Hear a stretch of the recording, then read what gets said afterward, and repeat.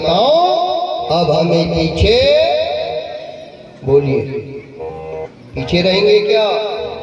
कौन कौन आगे बढ़ने वाली हो? उठाइए हाथों को।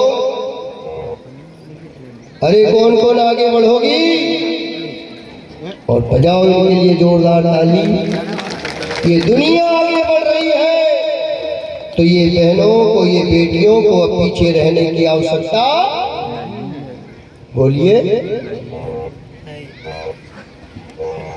पीछे रहने की आवश्यकता नहीं है आदमी भाइयों बहनों। और एक और बात गांठ बांध लीजिए, मैं निवेदन बार बार आप लोगों से कर रहा हूं, बेटा बेटी में जो भेद करे समझो उनकी नीयत खोटी है। और सच्चे अर्थों में देखा जाए तो आज बेटों से बढ़कर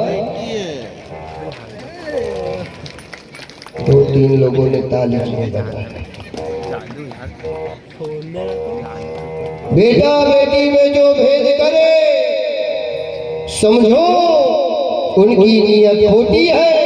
और सच्चे अर्थों में देखा जाए तो आज बेटों से बढ़कर, सिंगारे की सही बात है, गलत बेटों से बढ़कर,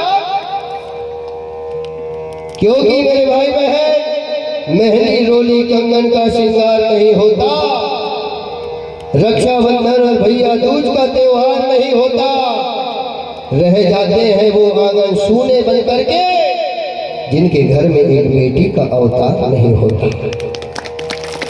रह जाते हैं वो आंगन सूने बन करके जिनके घर परिवार में एक बेटी का अवतार नहीं होता।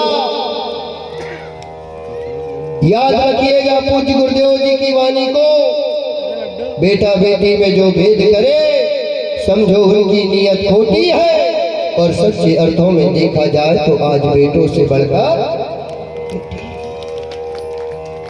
इसलिए मेरे भाई बहन बेटा और बेटी में भेद नहीं करना चाहिए।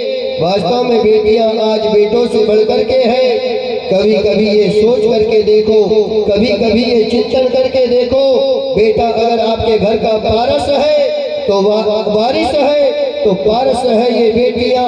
बेटा अगर आपके घर का मान है तो गुमान है ये बेटियां। बेटा अगर आपके घर का दवा है तो दुआएं हैं बेटियां।